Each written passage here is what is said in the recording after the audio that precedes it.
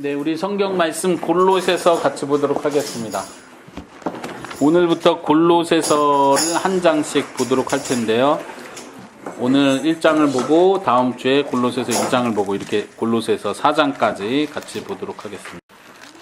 골로새서를 펴시고 저와 같이 오늘은 한 절씩 그 뜻을 잘 이해하고 또 마지막으로 적용을 생각해 보는 시간 갖도록 하겠습니다. 일단 골로새서 들어가기 전에 골로새서가 어떤 책인지 잠깐 설명을 드리고 그 다음에 한 절씩 보도록 할게요. 골로새서는 사도 바울이 쓴 편지의 책입니다. 사도 바울이 특별히 로마의 감옥에 있을 때 골로새라는 지역의 사람들에게, 골로새라는 지역에 있는 교회의 성도들에게 쓴 편지라고 생각하시면 돼요. 사도 바울은 감옥에 있지만 멀리 떨어져 있는 골로새라는 지역에 거기가 교회가 세워지고 예수님을 믿는 사람들이 많아졌다는 소식을 듣고 그 사람들에게 편지를 쓰는 거예요. 그런데 골로새서는 특별히 사도 바울이 골로새라는 지역에 교회를 세우지 않았어요. 직접 가지도 않았어요. 아마 사람들은 학자들은 말하기를 이곳에 사도 바울이 직접 전도도 안 했고 아마도 거기에 가본 적도 없을 것이다. 그래서 그 사람들을 아마 사도 바울이 잘 모를 것이다. 그럼에도 불구하고 이 편지를 썼다고 봅니다. 왜냐하면은 우리가 골로새서를 보다 보면은 그 중간 역할을 해준 사람이 있습니다. 사도 바울이 처음에 전도를 하고 한 사람이 골로새 지역에 가서 그곳에 아마도 교회를 세운 것 같아요. 그러니까 사도 바울은 직접 교회를 세우지 않았지만 말하자면 사도 바울의 제자가 그 골로새 지역에 가서 전도하고 복음을 전해서 거기서 교회를 세운 거예요. 그러니까 사도 바울의 마음이 어때요? 굉장히 기쁘죠.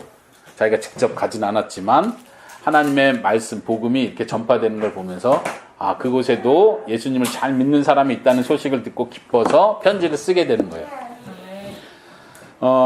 근데 골로새 이 책의 내용 중에 우리가 다음 시간에 더 자세하게 보겠지만 사도 바울이 아주 중요하게 생각하고 있는 문제가 하나 있어요. 그게 뭐냐면 그곳에 골로새 지역에 교회가 세워지긴 했는데 항상 그렇듯이 교회에 항상 착한 사람만 있는 게 아니고 나쁜 사람이 있는 거예요. 특별히 잘못된 가르침을 가리키는 거짓 선생님 이렇게 표현할 수 있어요. 혹은 사람들을 속이고 복음에서 멀어지게 만드는 잘못된 가르침을 가리키는 사람들이 그 골로새 지역 교회 안에 있었던 것 같아요. 그래서 사도 바울은 그것이 잘못됐다는 걸 가리켜주기 위해서 이 편지를 씁니다. 한번 우리 쉬운 성경으로 저와 같이 읽어보면서 쭉 설명을 하도록 하겠습니다. 앞절은 사도 바울의 인사말이 먼저 나오겠죠. 저와 같이 1절, 2절, 3절까지 같이 읽어볼게요. 쉬운 성경으로 시작. 하나님의 뜻에 따라 그리스도 예수의 사도가 된 바울과 형제 디모데는 골로새에 있는 거룩하고 신실한 성도들에게 편지합니다. 우리 아버지 하나님의 은혜와 평안이 함께하기를 빕니다. 여러분을 위해 기도할 때마다 우리 주 예수 그리스도의 아버지 하나님께 감사드립니다. 사도 바울은 골로새 지역을 가본 적이 없다고 우리가 생각하고 있는데 그럼에도 불구하고 사도 바울은 이 골로새 지역에 있는 사람들에 대한 막 이렇게 사랑의 마음이 막 가득 있는 거예요. 마치 이미 알고 있는 사람을 대하듯이 여러분들 때문에 저는 기도할 때마다 하나님께 감사 기도를 드립니다. 한번 생각해 보세요. 여러분들이 본 적도 없는, 얼굴을 본 적도 없는 사람들을 위해서 감사하면서 막 기쁘게 기도할 수 있습니까? 아멘. 예. 네. 그렇다면 뭐 할 말이 없습니다만 그게 쉽지 않다는 얘기죠. 예를 들면 우리가 우리 교회에서 기도할 때도 우즈베키스탄에 우리 자레마 지사님이 다니던 교회에 어떤 성도가 아파서 거기 기도하는데 우리도 같이 기도합시다. 근데 그 사람이 누군지 우린 본 적도 없어요. 그렇지만 자레마 씨가 아는 사람이에요. 그러면 자레마 씨가 그 사람을 생각하면서 기도하고 기쁘고 간절하게 기도하는 것처럼 우리도 그렇게 기도할 수 있다면 참 좋겠죠. 지금 사도 바울은 그런 마음으로 기도를 하면서 하나님께 감사를 하고 있을 때요. 그 감사의 내용을 한번 계속해서 봅시다. 4절, 5절을 같이 읽어볼게요. 시작.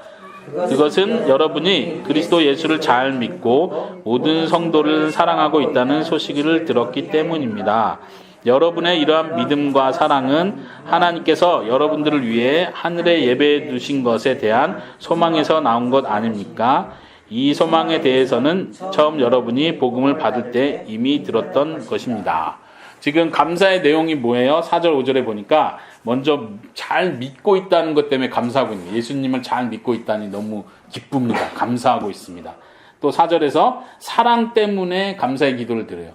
예수님을 믿고 변화가 되고 이 예수님 믿고 나서 제일 먼저 변화되는 것은 뭐냐면 서로 사랑하게 되는 거예요. 특별히 교회 안에 있는 사람들은 서로 사랑하게 되는 거죠.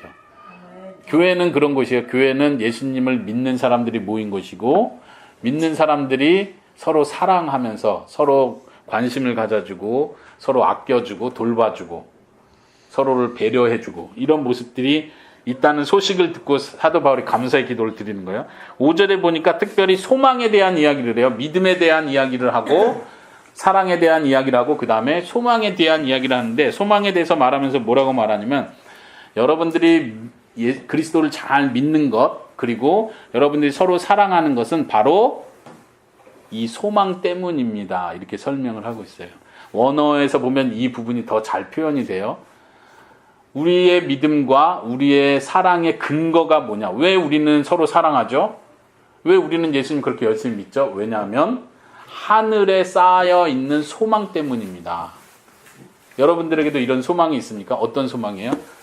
내가 이 세상을 끝나고 하나님 나라에 가는 그때 하나님께서 나에게 주실 아주 풍성한 소망이 있다.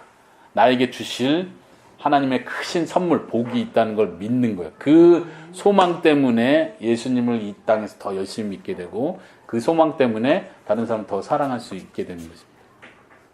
우리도 그럴 수 있기를 바랍니다. 우리에게 그 소망이 있습니까? 여러분들에게 그런 소망이 있는지 한번 생각해 보세요. 내가 정말 죽고 나면 이 세상이 끝나는 게 아니고 죽고 나서 진짜 복이 나에게 가장 풍성하게 나에게 주어질 것이다. 하나님이 주신다고 약속했다. 지금은 내가 비록 힘들고 어렵고 답답하고 내 마음대로 안 되는 게 많지만 내가 죽었을 때 내가 하나님 나라에 풍성하게 들어가는 그때에 하나님께서 내게 줄 것은 너무나 큰 것이다. 난 그게 너무 기다려진다. 그런 마음으로 가득 차 있는 사람은 이 세상 살면서 감사하게 되고 이 세상 살면서 다른 사람 더 사랑할 수 있게 되는 거예요. 네. 그런 마음들이 생기기를 바라는 마음으로 사도 바울이 그런 감사의 기도를 하고 있습니다. 근데 그 소망에 대해서 5절 끝에 설명하기를 이 소망은 처음 여러분들이 복음을 들을 때 그때 배운 것입니다. 그때 들은 것입니다. 복음 속에는 소망이 들어있어요. 예수님이 나를 위해서 죽으시고 예수님이 나를 구원하시고 예수님이 나를 사랑하신다는 그 말 복음 속에는 하늘에 대한 소망이 같이 있는 거예요. 아, 예수님이 나를 이렇게 사랑하셨구나. 내가 죄인이었는데 나를 구해 주셔서 천국에 가게 해 주셨구나. 이걸 믿음과 동시에 거기에 대한 소망이 생기는 거예요. 아, 이 세상이 다가 아니구나. 나에게도 큰 소망이 있구나. 여러분들이 복음과 함께 이 소망을 꼭 붙들으시기 바랍니다. 6절에 보니까 복음에 대해서 조금 더 설명을 합니다. 제가 읽어볼게요. 복음이 전해지는 곳마다 하나님의 복이 더해지고 있습니다. 여러분 역시 복음을 받아들여 하나님의 은혜 가운데 이 진리를 깨닫고 지금도 그 은혜를 누리고 있습니다. 이 복음은 온 세상에서 열매를 맺고 있습니다. 6절에서 사도 바울이 말하는 건 뭐냐면 여러분들이 복음을 들었을 때 그 소망이 생겼습니다. 그리고 그 소망 때문에 믿음이 더 커지고 사랑이 더 커지고 있습니다. 그런데 이 복음이 어떤 복음이냐? 이 복음을 설명하는 거예요. 그 복음은 지금 온 세상에 다 전파되고 있는 복음입니다. 그러니까 우리만 몇몇 사람만 조금 알고 있는 특별한 복음이 아니라 이 복음은 하나님께서 계획하신 것인데 지금 온 세계에 전파되고 있습니다. 기독교가 한국에만 있는 게 아니죠. 기독교가 미국에만 있는 종교가 아니에요. 기독교는 전 세계적으로 계속해서 퍼져나가고 있고 많은 선교사들이 목숨을 걸고 이 기쁜 소식을 전하기 위해 노력하고 있습니다. 온 세상의 사람들을 위한 복음이라는 걸 사도 바울이 강조를 하고 있습니다. 맞습니까? 네. 그렇습니다. 특별히 사도 바울이 이러한 이야기, 복음에 대한 이야기를 하는 이유가 있어요. 아까 처음 시작할 때 얘기한 것처럼 골로새 교회의 큰 문제점 중에 하나는 골로새 교회 안에 이단들이 있는 거예요.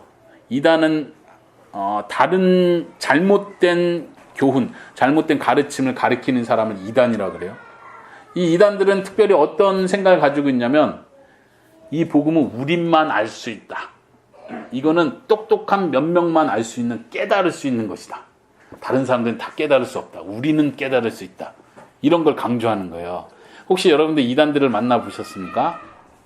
이단들의 특징 중에 하나는 뭐냐면, 저는 하나님의 교회, 하나님 어머니 얘기하는 이단 교회를 가봤었어요. 그래서 이제 거기 전도사하고 막 얘기를 하는데, 이제 저야 성경 말씀을 이렇게 이야기하고 싶어 하죠. 근데 거기서도 한참 설명하더니 제가 말하려고 하니까 뭐라고 말하냐면, 목사님은 세례를 안 받으셨잖아요. 자기네 교회 사는 세례가 있어요. 자기네 교회 사는 세례를 안 받으셨잖아요. 그러니까 목사님은 깨달을 수 없어요. 이러는 거예요. 그러니까 내가 말하는 게 다 틀렸다는 거예요. 왜냐면 세례를 안 받아서 깨달을 수 없기 때문에 내가 말한 건 다 잘못 알고 있다는 거예요. 그러니까 말을 하려고 해도 목사님은 깨달을 수 없어요. 이렇게 하고 말을 못하게 하더라고요. 이단들의 특징이 뭐냐면 자기들만 알 수 있다는 거를 강조해요. 이건 다른 사람은 알 수 없다. 아무리 알려고 해도 모른다. 이건 우리만 알고 있는 비밀이다. 이 비밀을 알려면 어떻게 돼요? 세례를 받아라. 혹은 우리 교회에 들어와라. 혹은 우리하고 성경 공부를 해야 깨달을 수 있다. 이렇게 가르치는 거예요. 골로새 교회에 있는 이단들도 그런 특징들이 있는 것 같아요. 그래서 자기들만 뭔가를 알고 있다고 생각하는 거예요. 그래서 사도 바울은 말하기를 여러분들이 들었던 복음은 숨겨져 있는 것이 아니라 온 세계에 지금 계속 알려지고 있는 복음입니다. 이 복음 때문에 여러분들뿐만 아니라 다른 지역에 있는 많은 사람들이 지금 변화되고 있고 믿음이 커지고 사랑이 커지고 있습니다. 여러분들도 지금 그런 것입니다. 이렇게 지금 사도 바울이 설명을 하고 있습니다.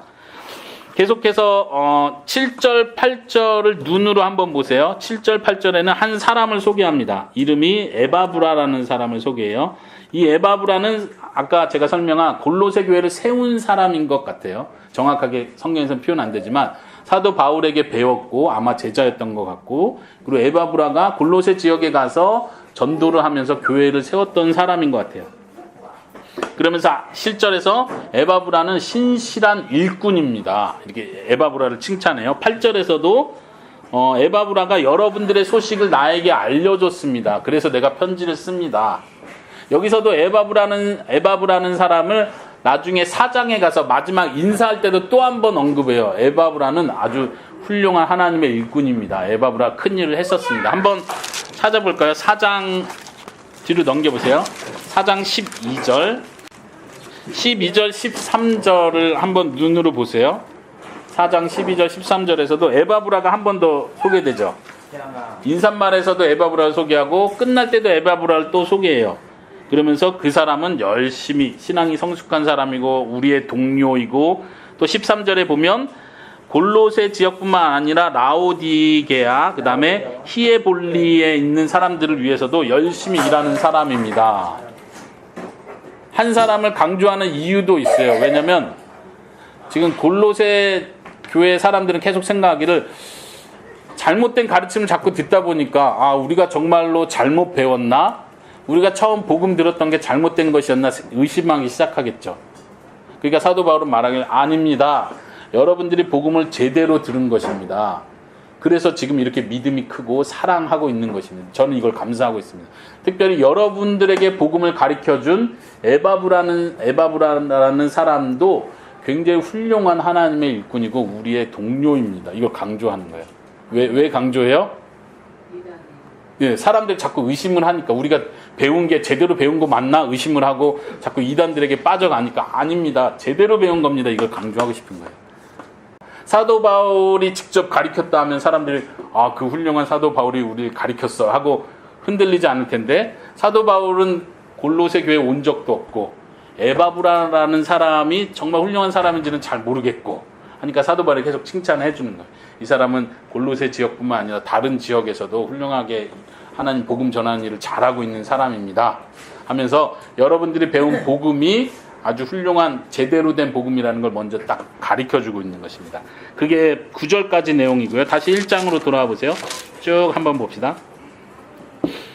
10절, 11절을 저하고 같이 읽어보겠습니다. 10절, 11절이요. 시작. 그래서 모든 일에 하나님을 기쁘시게 하고 영광을 돌리는 삶을 살게 되기를 원합니다.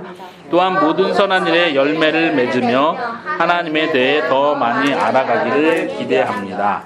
하나님께서 그의 크신 능력으로 여러분을 강하게 붙들어 주실 때 여러분은 어떠한 어려움이 와도 넘어지지 않고 참고 견딜 수 있을 것입니다. 지금 9절부터 읽었어야 되는데 9절에서부터 보면은 사도 바울이 여러분들을 위해서 지금 우리가 계속 기도하고 있습니다 하면서 9절부터 10절, 11절에 이르기까지 어떤 기도의 내용을 말하고 있는지를 우리에게 보여주고 있어요. 사도 바울이 골로새 교회, 얼굴을 알지 못하는 교회 성도들을 위해서 기도하는 내용이에요. 9절부터 한번 눈으로 보세요. 기도하기를 첫 번째는 하나님의 뜻을 잘 분별할 수 있게 해달라고 기도합니다. 그리고 지혜와 총명을 달라고 기도를 합니다. 제일 먼저는 깨달음이죠. 바르게 성경을 이해하고 바르게 깨달을 수 있게 해달라고 기도를 하고 있는 거예요. 원총이? 총명이 뭐예요? 총명은 지혜하고 비슷한 거예요. 잘 깨달을 수 있는 거. 이해력 이렇게 이해할 수도 있죠. 현명한 거? 예, 그렇죠. 현명하다 비슷한 단어예요. 그래서 하나님께서 그걸 주셔야지 잘 깨달을 수 있다고 믿는 거죠.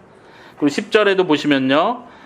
그냥 머리로 깨닫고 끝나는 게 아니라 삶에서 변화되는 것을 위해서 기도하는 거예요. 실제 삶에서 하나님을 기쁘시게 해드릴 수 있는 생활이 되게 해달라고. 그리고 다른 표현으로는 선한 일에 열매를 맺게 해달라고 기도를 하고 있습니다. 또 11절에 보시면은 하나님의 큰 능력으로 하나님께서 붙들어 주시기를. 우리가 에베소서에서도 계속 배우지만 정말 새롭게 변화된 사람은 하나님의 자녀로 거듭난 사람은 이제 새로운 삶을 살게 됩니다. 빛의 자녀로서 빛의 열매를 맺는다고 했습니다. 근데 이게 우리 노력으로 다 해내는 것이 아니라 하나님께서 함께 하실 때 하나님의 능력을 입을 때 우리가 그 일을 할 수 있죠. 에베소서에서 사도 바울은 에베소 교회 성도들을 위해서 기도하면서 하나님 저 사람들의 속사람을 강하게 해주세요.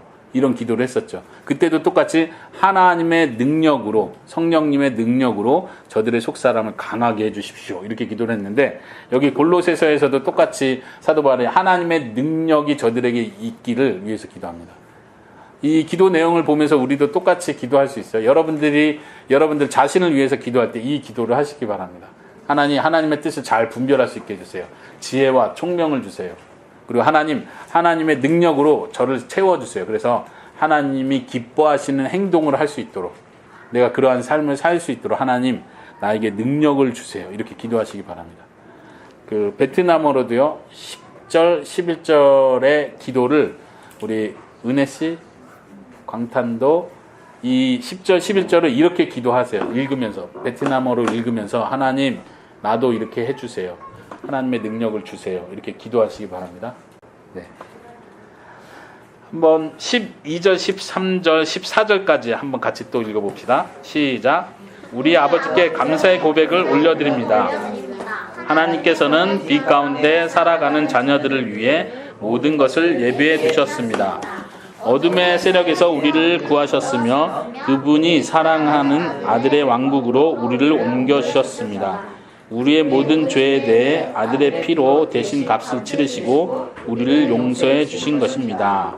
이제 하나님께 감사의 기도를 올리면서 계속 그 감사의 기도에 이어서 예수님에 대한 이야기를 특별히 하고 있습니다. 하나님께서 우리를 13절을 보세요. 어둠의 세력에서 혹은 어둠의 지배 이렇게 표현할 수도 있는데요. 어둠의 지배에서 우리를 옮겨서 하나님의 아들, 하나님의 사랑하는 아들의 나라로 왕국으로 우리를 옮겨주셨습니다. 이렇게 표현을 해요. 우리가 그런 사람입니다. 예전에는 죄 가운데 살았고 사단의 종으로 살았지만 하나님께서 우리를 예수님을 통해서 구원해 주셔서 이제는 어디로 옮겼어요? 하나님의 아들의 나라, 예수님의 나라로 우리를 옮겨주셨다. 이것을 고백하고 있습니다. 우리가 그 믿음이 있습니까? 여기서 중요한 표현이 있어요. 아까 계속해서 골로새서를 이해하고 더 깊이 이해하려면 그 골로새 이단들이 어떤 주장을 했을지를 계속 생각을 해야 돼요. 지금 이 편지 자체가 계속 이단들을 조심하면서 경계하면서 쓰는 편지예요. 아마도 이단들은 지금 사도 바울이 말하는 것과 반대로 계속해서 말하는 것 같아요. 뭐냐면은 여러분들이 처음 하나님의 은혜로 구원받았을 때는 여러분들의 죄가 용서받은 것입니다. 그렇지만 그 구원이 아직 완성되진 않았습니다. 이렇게 말했던 것 같아요. 그래서 그 다음은 뭐라고 말할까요? 이제 구원을 완성하기 위해선 여러분들이 노력해야 됩니다. 어디서 들어본 것 같지 않아요? 그건 이단들이 말하는 말. 네. 딱 첫마디가 그거예요. 예, 딱 그렇죠. 만나자마자 구원이 완성되지 않았습니다. 이렇게 표현하는 거예요. 예, 구원이 완성되죠. 근데 우리가 믿는 건 뭐예요? 예수님이 모든 구원을 완성하셨습니다. 여기서 표현한 것처럼 사탄의 나라에서 이제는 하나님의 나라로 이미 옮겨졌습니다. 이건 구원이 확정됐다는 얘기예요. 근데 그 얘기를 꺼내면서 제일 먼저 하는 말이 구원을 이루려면 우리가 이제 어떻게 해야 될까요? 그 그쵸. 말을 꺼내면 사람이 이제 덜컥 겁먹거든요. 예, 그쵸. 그런 순간 이제 비밀을 가르쳐 주겠다고 하는 그러면서 거죠. 비밀 가르쳐 주겠다 하면서 그렇죠. 이상한 따라오십시오. 거예요. 이렇게 하는 거예요. 여기 저는 만나니까 딱 알겠더라고요. 벌써 딱. 지난주에 안 나오셨잖아요. 오병현님. 지난주에. 지난주는 시고 갔다 왔을 때. 지난주에 제가 그 설교를 했었습니다. 종교개혁 이야기를 하면서 오직 믿음. 종교개혁에서 외쳤던 건 오직 믿음으로 구원받습니다. 다른 것이 필요하지 않습니다. 오직 예수님으로 우린 이미 구원받았습니다. 근데 계속해서 이단들이나 로마 캐톨릭에서 계속 우리를 헷갈리게 하는 건 뭐냐면 뭔가 부족하다는 거예요. 예수님으로는 아직 부족합니다. 예수님이 좋은 일을 우리를 위해서 해주신 건 감사한데 뭔가 부족합니다. 그 부족한 걸 우리가 노력해서 채워야 됩니다. 이렇게 표현하는 거예요. 근데 사도 바울은 그게 아니라는 걸 계속해서 강조해 주는 거예요. 이미 우리는 사탄의 나라에서 하나님의 나라로 옮겨졌습니다. 이미 죄의 용서함을 받았을 뿐만 아니라 우리는 영원한 생명을 이미 받은 사람입니다. 이거를 강조하는 거죠. 네, 한종이. 구원 받았는데 왜 천국 바로 안 가요? 네, 누가 대답해 보실까요? 제 생각은요. 네. 저는 믿음 있으면은 그게 바로 전국 가는 것이라고 그렇게 생각합니다. 그걸 좀 더 설명해 줄 수 있어요? 뭐냐면은 어허. 예전에 우리가 사단 중을 해서 중으로 사잖아요. 그러면 믿음으로 이제 바꾸는데 그게 바로 전국이에요. 아하. 사단의 종에서 이미 하나님의 아들로 딸로 들어온 것이 네. 이미 천국 생활을 경험한 것이다. 네, 네, 좀 다른 표현으로 하면 완벽하진 않지만 지금 네. 천국을 전국 맛을 보고 있다. 예, 좋은 표현인 것 같아요. 그러면은 질문 아니었는데? 하나님께서 그 이미 사람을 몇 명 미리 정해두셔서 바로 그냥 천국으로 보낼 수 있잖아요. 근데 왜 굳이 좀 힘든 인생을 주셔서 힘든 인생이 포인트군요. 일부러 뭔가 다시 다시 계속 뭔가 저기 혁진 삼촌의 이야기를 들어봅시다. 하나님이 참고 계시는 거예요. 우리가 아하. 하나님께로 더 많이 돌아오기를 하나님은 기다리시고 참으신다. 참고 계시는. 그래서 지금 당장 안 데려가는 것도 아까 공중이 그것도 포함해서 저는 얘기를 한다면 아직 하나님이 참고 계셔서 우리가 지인 가운데 있는 사람들이 한 사람이라도 더 하나님께 돌아오기를 하나님은 바라시고 계시는 거니까. 예. 은초의 질문 빠르게 답하자면 다시 네. 답하자면 그 가정이 있는 이유는 뭐지? 우리가 하나님 처음 만났을 때 처음 듣고 처음 이거를 확실하게 느꼈을 때 이거 너무 기쁘다 이거를 다 느끼는데 그게 솔직히 말해서 오래 가진 않고 또 안 좋은 상황이 있으면 화를 나게 되고 안 좋은 상황이 있으면 또 죄를 짓게 되고 이거는 일상적으로 일어나는 일이란 말이에요. 그러면서 그거를 나아가면서 또 반성하고 회개하고 하나님을 또 다시 만나고 또 하나님을 잃어버리기도 했다가 다시 하나님을 찾아서 기뻐하기도 하고 이 과정을 통해서 계속 하나님이랑 뭐라고 해야 되지? 더 가까워진다. 가까워지는 거지. 한 번 만나서 뿅 하고 이렇게 마법처럼은 아니라고 네. 생각해서 그 과정이 없다고 생각해요. 네. 윤총이가 좋은 질문을 줬고 또 좋은 답변들이 왔었어요. 일단 제가 정리는 하지 않겠고 이 질문도 중요한 이유가 우리가 골로새서를 볼 때 이 질문을 던져야 되는 질문이에요. 왜냐하면 지금 우리가 13절에서 봤던 것처럼 사도 바울이 지금 강조하는 아주 어떻게 보면 골로새 성도들도 이런 말씀을 듣고 충격을 받았을 수 있어요. 왜냐하면 지금 당신들이 하나님의 나라로 옮겨져 있습니다. 이렇게 사도 바울이 말을 한 거예요. 근데 이 사람들이 보는 현실은 뭐예요? 은총이가 표현한 것처럼 너무 힘든 현실이에요. 예수님 믿는다는 것 때문에 막 핍박은 계속 심해지지. 경제생활 하기가 힘들어지지. 저기 우상을 숭배하고 신전에서 예배드리는 사람들은 예수님 믿는 사람들, 교회 다니는 사람들 계속 힘들게 만들지. 그러니까 괜히 예수님 믿었나? 저 사람들이 말하는 또 다른 방법이 있나? 자꾸 이렇게 마음이 들어가는데 사도 바울은 그게 아닙니다. 여러분들이 이미 사탄의 나라에서 하나님의 나라로 옮겨진 사람들입니다. 이미 복을 받았습니다. 이렇게 하고 사실 그 뒤에 더 설명이 없어요. 그러니까 사람들은 이 말을 듣고 충격을 받았어요. 근데 그러면 지금 내가 사는 데가 하나님의 나라인가? 왜 이렇게 힘들지? 왜 바로 천국으로 안 데려가시지?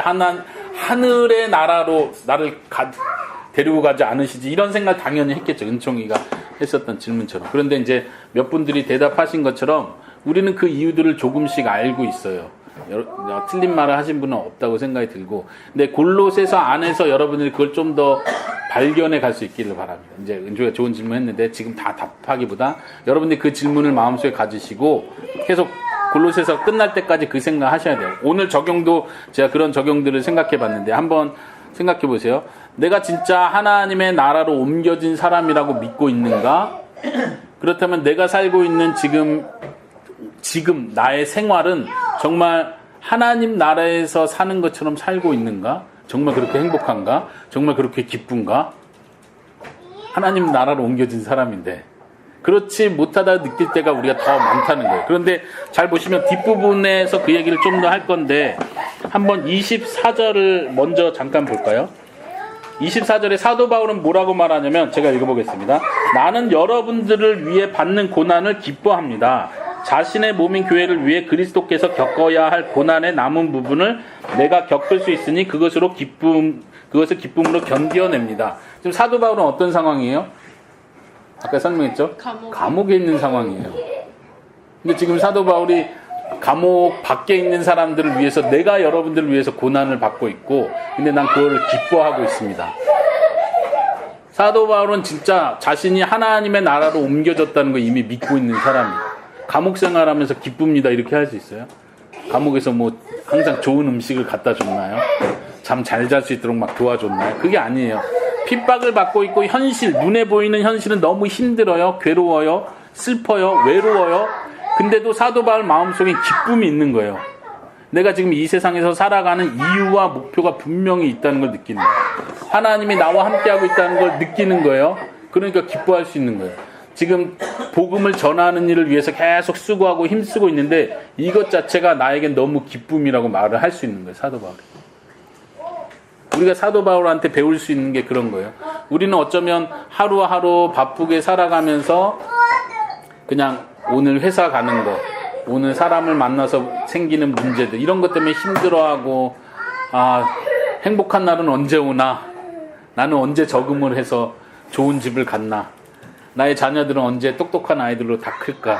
걱정만 많아지는 것 같지만 사도 바울이 가지고 있는 목표는 분명해요.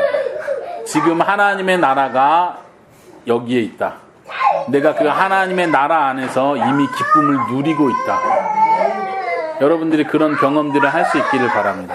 사도 바울이 성도들을 위해서 기도한 기도가 그거예요. 하나님, 저들에게도 분별할 수 있는 마음을 주세요. 지혜와 총명을 주셔서 하나님이 주신 복이 얼마나 큰 건지 알게 해주세요. 그게 없으면 이 세상 사는 게 너무 힘든 거예요. 그냥 하루하루 사는 게 막막한 거예요. 언제 이게 일이 풀릴래나, 언제 문제가 해결될래나, 내 자식들의 문제는 언제 잘 해결돼서 행복한 날이 올까. 계속 미래만 생각하는데 그 미래는 계속 어두운 거죠.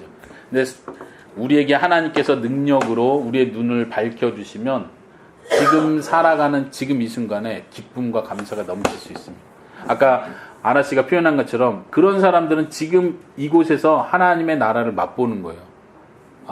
기쁘다, 감사하다. 이게 슬픈 중에 내가 기뻐할 수 있다니. 이렇게 문제가 여전히 많은데도 내가 감사할 수 있다니. 이런 맛을 보는 사람은 진짜 하나님의 나라에 온전하게 들어가는 그 순간 정말 엄청난 기쁨이 있겠구나. 이걸 알 수 있는 거예요. 그게 소망이 되는 거예요. 그 날을 기다린다. 그럴 수 있기를 바라고요.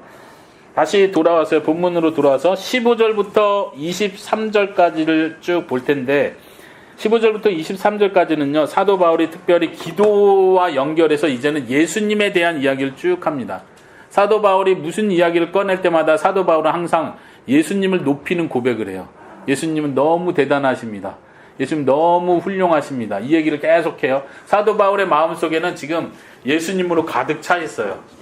사도 바울이 다른 곳에서 표현하기를 나는 예수님 외에는 자랑할 것이 없다. 예수님을 빼면 나는 자랑할 게 아무것도 없다. 나는 예수님이 하신 그 일, 십자가의 그 일, 그거를 빼면 나는 아무것도 여러분들에게 말해줄 게 없다. 이렇게 말할 정도로 사도 바울은 예수님에 대한 큰 비밀을 깨달았다고 말하고 그 큰 비밀을 여러분들도 알기를 원합니다. 이렇게 가리킵니다. 한번 하나씩 한 절씩 한번 같이 읽어봅시다. 먼저 15절 16절을 같이 읽어볼게요. 시작. 아무도 하나님을 보지 못했으나 예수님께서 하나님의 모습을 보여주셨습니다. 그리스도는 이 세상 만물보다 먼저 계신 분입니다.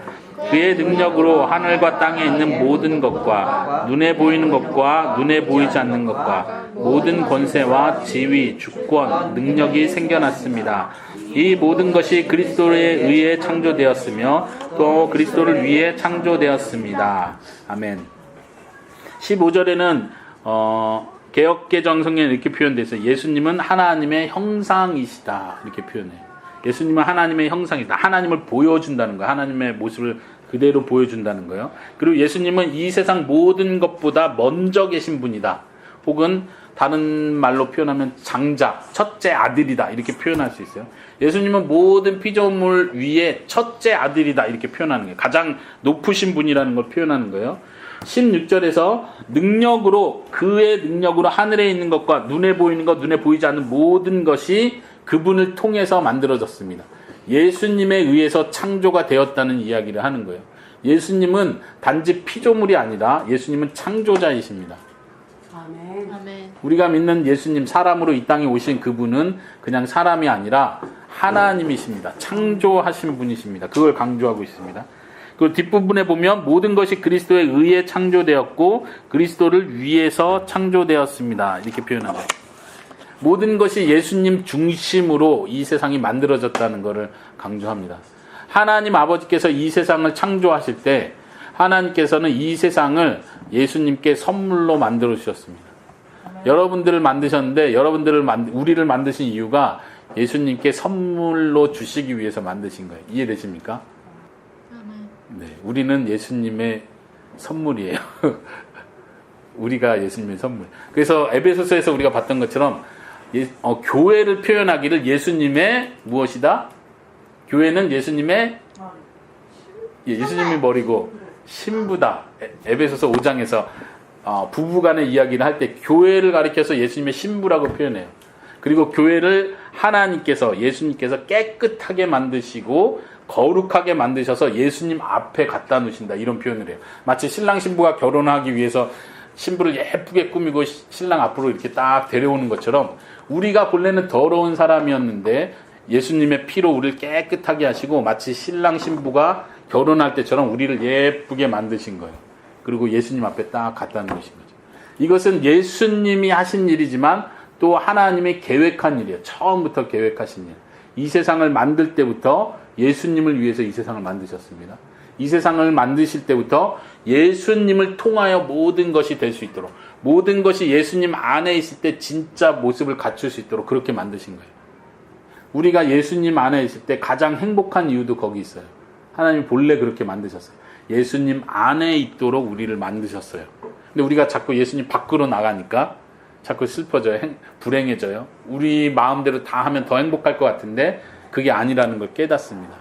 예수님 안에 들어올 때 우리의 본래의 위치를 발견할 때 거기 안에서 참 행복을 느낄 수 있는 이유가 바로 여기에 있습니다. 제가 17절을 읽어보겠습니다. 그리스도는 모든 것이 생기기 전에 이미 계셨으며 이 세상 모든 만물이 그분에 의해 유지되고 있습니다.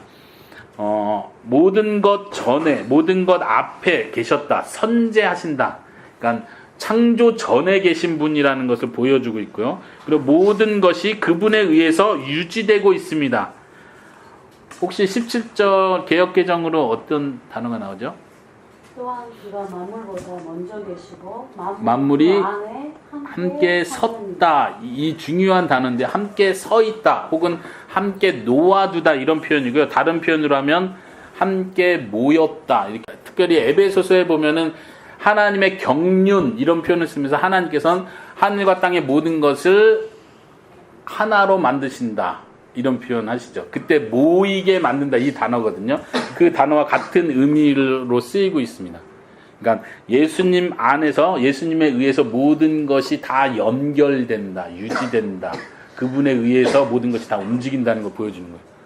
네, 계속 한번 가봅시다. 예수님에 대해서 계속 사도 바울이 말을 하고 있습니다. 18절에 보면 예수님은 교회의 머리가 되십니다. 이렇게 표현하죠.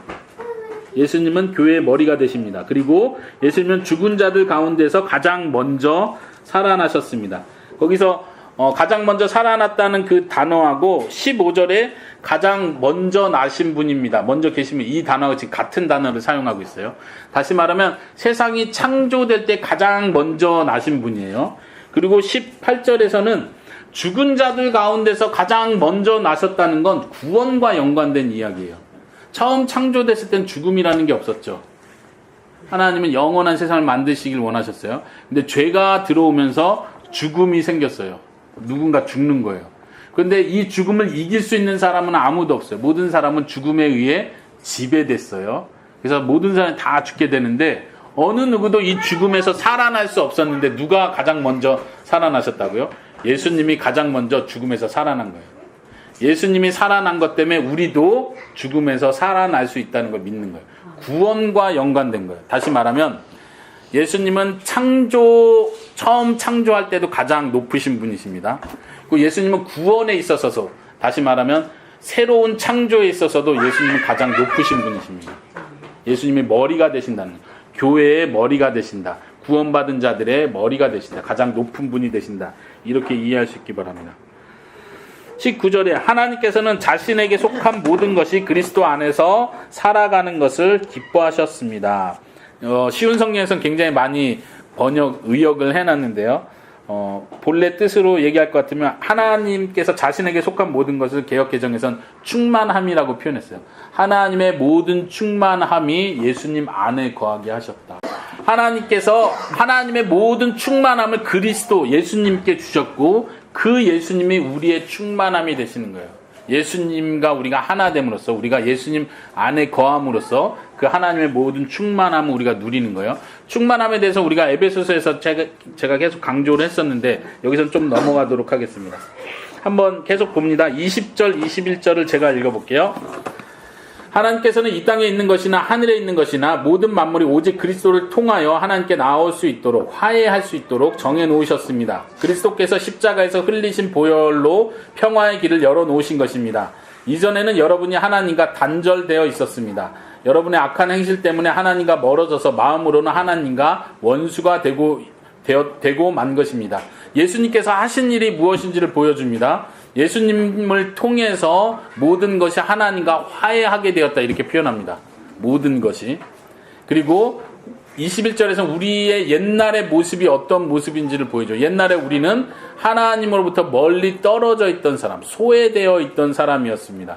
그리고 하나님과 마음으로 하나님을 원수로 생각하고 하나님과 마음으로 미워하는 마음이 가득했던 사람이라는 걸 말해줘요. 22절로 와보세요.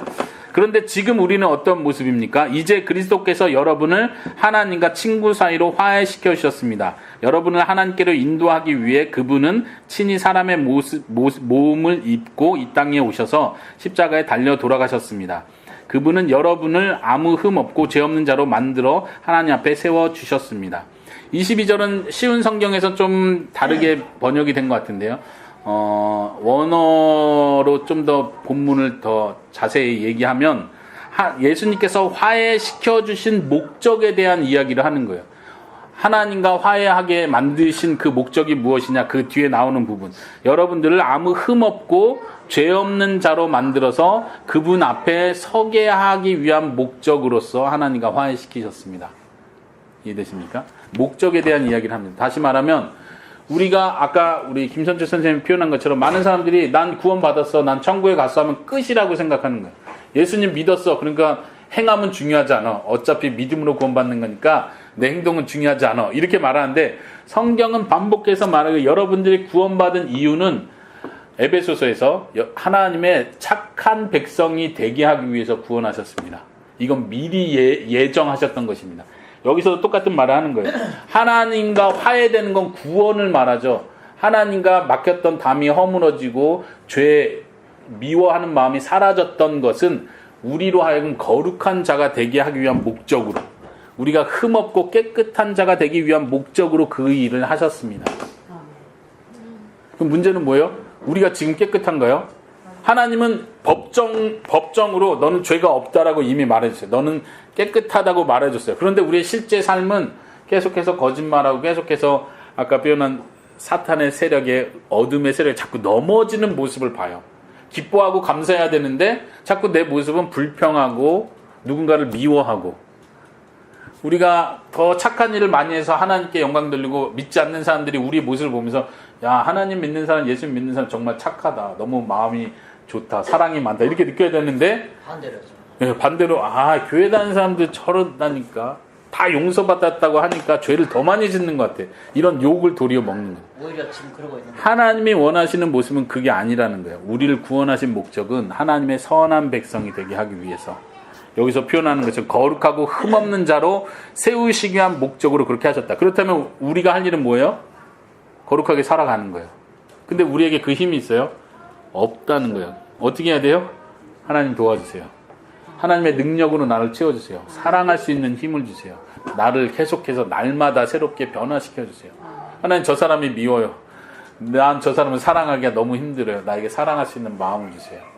하나님, 왜 나만 희생하고 섬겨야 돼요? 저 사람들은 다 나쁘게 행동하는데 나도 나쁜 행동 같이 하면 안 돼요? 하나님께서 계속 깨닫게 해서 그렇게 하지 마라. 성령님께서 우리를 계속 깨닫게 하는 거예요. 너는 그렇게 살지 마라. 너는 하나님의 자녀다. 너는 빛의 자녀다.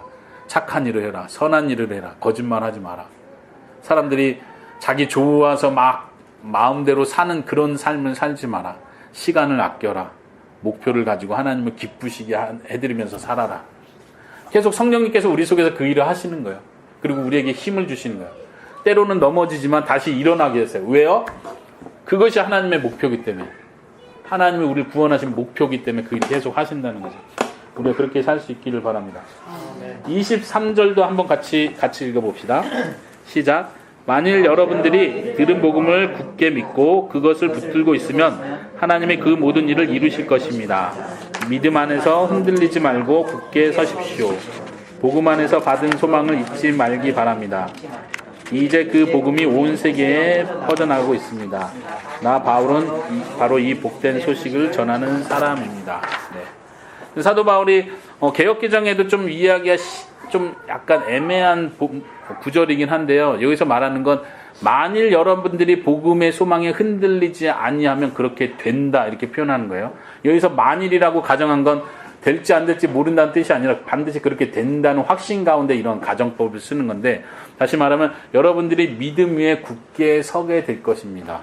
그리고 하나님의 목표, 그 위에서 22절에서 말한 하나님의 구원의 목적은 반드시 이루어집니다. 그 과정 속에 여러분들은 믿음의 소망에서 흔들리지 않는 것이 필요합니다. 또 흔들리지 않게 될 것입니다. 이런 이야기를 사도 바울이 하고 있는 겁니다. 그리고 다시 한번 그 복음에 대해서 이야기합니다. 내가 이 복음을 위해서 일꾼이 되었다. 이 복음이 얼마나 귀한지를 사도 바울이 고백을 하고 있죠. 24절부터 마지막 끝날 때는 다시 사도 바울이 자신의 이야기로 돌아옵니다. 23절 끝에서 내가 이 복음을 위해서 일꾼이 되었습니다 라고 하면서 아까 24절 봤었죠. 내가 이 복음 때문에 지금 고난을 받고 수고하고 있지만 나는 도리어 그것을 기뻐하고 있습니다. 25절에서도 다시 나는 이 특별한 사명을 위해서 일꾼이 되었습니다. 똑같은 단어를 쓰고 있어요. 그리고 이것은 25절에 하나님의 말씀을 이루려는 것입니다. 성취하려는 것입니다. 26, 27절에 비밀이라는 단어가 나옵니다. 26절에 한번 보세요. 이 말씀은 처음부터 모든 사람에게 숨겨왔던 비밀이었는데 이제는 그 비밀이 알려졌습니다. 27절에 그 비밀은 뭐예요? 사도 바울이 말하기를 지금까지 숨겨왔던 이 비밀은 바로 그리스도 예수이십니다. 그분을 또 가리켜서 말하기 그분이 바로 영광의 소망이 되십니다. 26절, 27절. 아까 골로새 이단들의 특징이 뭐라고 했어요? 자기들만 이 비밀을 알 수 있다고 말하는 거예요. 이 비밀은 우리 회원에 가입을 하고 우리가 하는 어떤 의식을 계속 따라하고 우리한테만 특별히 배워야 깨달을 수 있는, 이제 이런 이단들이 나중에 2세기가 됐을 때, 그러니까 지금 사도 바울이 사역하는 건 1세기예요. 근데 2세기가 한 100년 뒤에 지나갔을 때 영지주의라는 이름의 이단이, 큰 이단이 생겨요. 이 영지주의의 이단의 특징은 뭐냐면 영적인 깨달음, 반짝 깨달음이 있어야 해탈할 수 있다는 거예요. 마치 불교에서 강조하는 것처럼 계속 묵상하고 영적인 세계로 들어가다 보면 어느 날 갑자기 확 깨닫게 되는 거예요. 비밀을. 그래서 이 비밀을 깨달은 사람만이 여기 영적인 세계, 하나님의 나라의 모든 걸 경험할 수 있다, 느낄 수 있다. 소수만 그걸 할 수 있다는 거예요. 공부 안 하고 멍청한 사람들은 그런 깨달을 수도 없고 그런 지식을 가질 수가 없다. 그런 소위 말하는 영지주의라는 이단들이 그런 걸 계속 강조했던 거예요. 그러니까 지금 여기서도 마찬가지로 사도 바울이 말하기를 이 비밀은 예전부터 계속 감춰왔지만 이제는 다 드러나 있는 비밀. 더 이상 비밀이 아닌 거예요. 그래서 비밀이라는 단어보다는 미스테리온, 신비 이렇게 번역하는 게 더 좋을 수 있어요. 이 신비가 이젠 드러났습니다. 온 세계에 지금 전파되고 있습니다. 그 신비는 바로 예수 그리스도입니다. 예수님이 하신 일이 무엇인지, 예수님이 어떤 분이셨는지, 예수님이 지금 우리에게 어떤 일을 하고 있는지 이것 자체가 너무 놀라운 신비입니다. 그러면서 이것이 곧 우리에겐 소망이 됩니다. 우리의 소망입니다. 미래의 소망입니다. 이 소망을 우리 모두가 지금 누릴 수 있습니다. 이 이야기를 하는 거예요. 극소수의 누군만 깨닫는 게 아니에요. 우리가 한번 오늘날 적용해 보면 그래요. 교회 안에서도 이러한 움직임들이 항상 있어요. 뭐냐면 특별히 뭔가를 하는 사람들이 자기들이 더 영적으로 뛰어난 사람들이라고 생각하는 경향이 있어요. 예를 들면 기도를 특별히 많이 하는 사람들은 그런 생각 항상 해요. 너는 기도를 많이 안 해봐서 이런 경험을 모를 거야, 이렇게 말하는 거죠.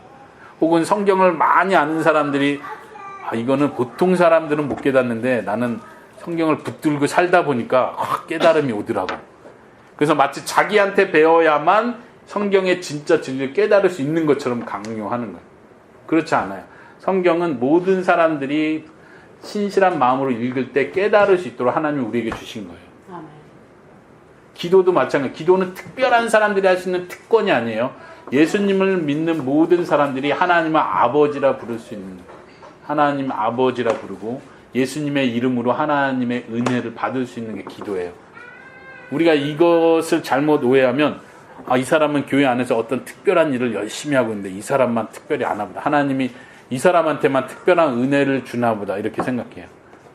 위험한 생각이에요. 은혜는 누군가 특별히 열심히 하는 사람에게 주는 것이 은혜가 아니라 값없이 모든 사람에게 주시는 것이 은혜예요. 믿습니까? 아멘. 나는 은혜 받을 자격이 안 돼. 나는 저 사람처럼 열심히 기도도 안 했고 나는 저 사람처럼 교회 생활 열심히 안 했어. 나는 자격이 안 돼. 여러분들 그렇게 생각하시면 안 되고 내가 하나님 앞에 나아갈 때 하나님 은혜를 주세요 라고 말할 때 하나님은 예수님 때문에 우리에게 그 은혜를 주시는 거예요. 믿습니까? 그래서 은혜입니다.